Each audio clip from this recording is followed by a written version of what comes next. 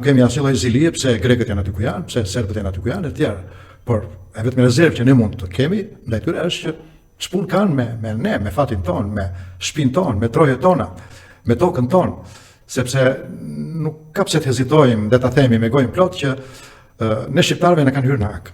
Na kanë hyrë në hak prej kohësh, dhe jo vetëm që na kanë hyrë në hak, por dhe na kanë ushtruar ndaj nesh gjithë gjërat më të këqija të përvojës së keqe njerëzore.